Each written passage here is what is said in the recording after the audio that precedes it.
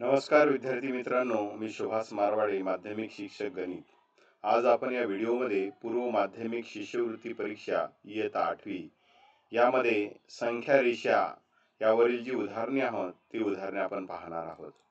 तर चला मित्रांनो, काही या संख्या रेषेवर आलेली उदाहरणे बघूया. तर पहिला उदाहरण आपण यामध्ये बघत आहोत. पुढील रेषेवर समान अंतरावर असलेल्या घेतलेल्या बिंदूपैकी काही बिंदूंनी संख्या दाखविलेल्या आहेत. संख्या रेषेचे नीट निरीक्षण करून विचारलेल्या प्रश्नांची उत्तरे द्या. बघा, यामध्ये एक संख्या रेषा दाखवलेली आहे आणि या संख्या रेषेवरती काही इंग्रजी अक्षरे आहेत आणि त्यांच्या खाली काही संख्या दिलेल्या आहेत. तर ही संख्या त्या बिंदूचे निर्देशक आहेत. तर त्यावर विचारलेली प्रश्न आपण बघूया की एम बिंदू ही कोणती संख्या दर्शवतो. तर यामध्ये आपल्याला एम बिंदू बघायचा आहे. हा जो एम बिंदू आहे ही कोणती संख्या दर्शवतो ते सांगायचे आहे. त्यासाठी आपल्याला 4 पर्याय दिलेले आहेत.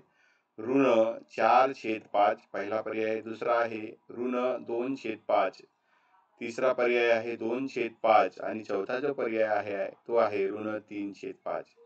तर मित्रांनो, सर्वप्रथम आपण बघणार आहोत की यू इथं जो निर्देशक आहे यूचा तो 0 आहे आणि यूच्या डावीकडे जर बघितलं तर आपल्याला एफ आहे आणि तो काय आहे ऋण 1 आहे ऋण 1 आहे आणि त्या डाव्याच बाजूला म्हणजे यूच्या किंवा शून्याच्या डाव्या बाजूला आपल्याला एम हा बिंदू 2 अंतरावरती दिसतो.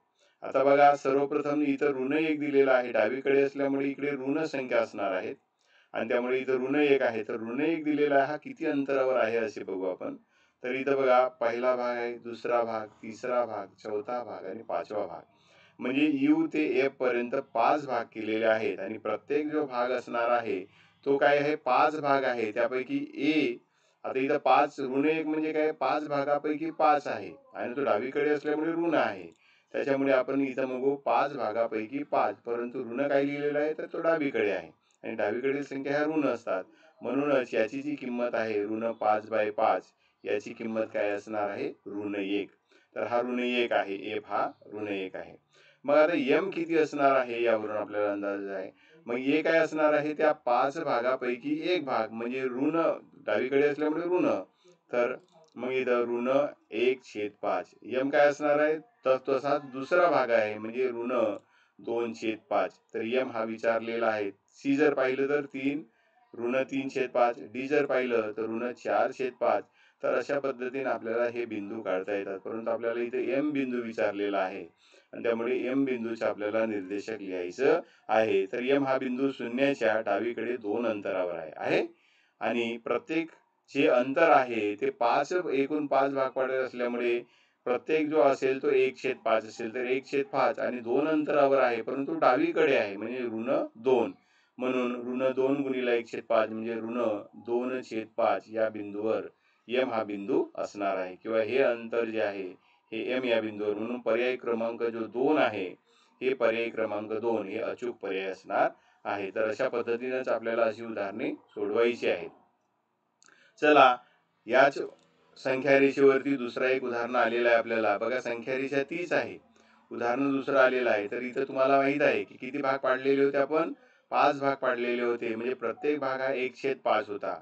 दुसरा असेल तर 2/5 होता. डावीकडे असेल तर ऋण मानायचं आणि उजवीकडे असेल तर धन मानायचं आहे. आता इथं विचारलेला प्रश्न बघू. Length of DM plus length of AT minus length of RB बरोबर किती.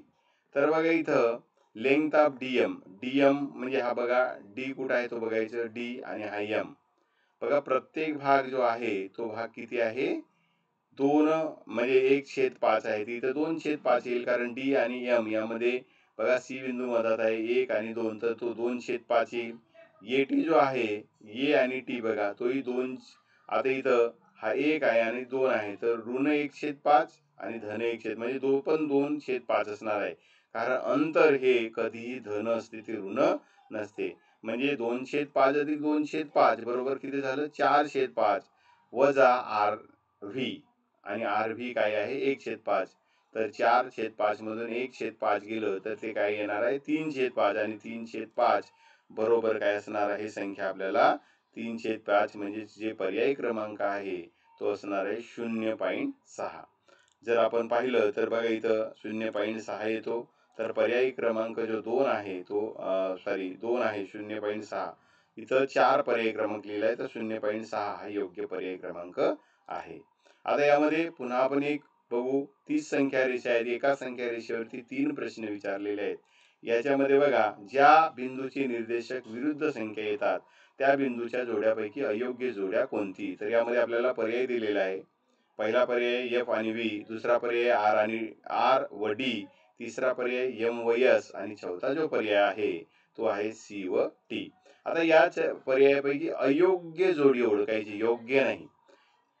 आता विरुद्ध संख्या म्हणजे काय, तर शून्य जो आहे तो यू आहे. तर यू पासून सारख्या अंतरावर म्हणजे डावीकडे तेवढ्याच अंतरावर आणि उजवीकडे तेवढ्याच अंतरावर असणाऱ्या ज्या बिंदूच्या जोड्या आहेत त्यांना विरुद्ध जोड्या असे आपण म्हणतो.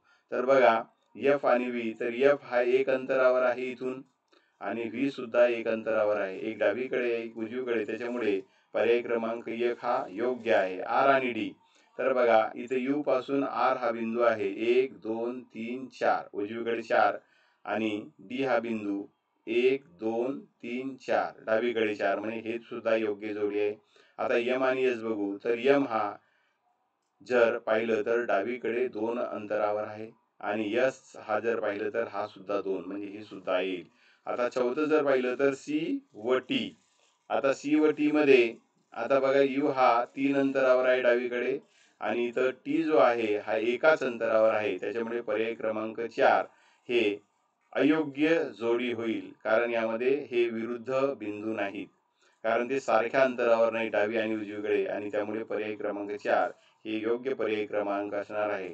तर अशाच प्रकारे आपल्याला संख्या रेषेवरील दिलेली उदाहरणे आपल्याला सोडवायची असतात. धन्यवाद मित्रांनो, आज आपण या व्हिडिओमध्ये संख्या रेषेवरील उदाहरणे पाहिलेत. थँक्यू.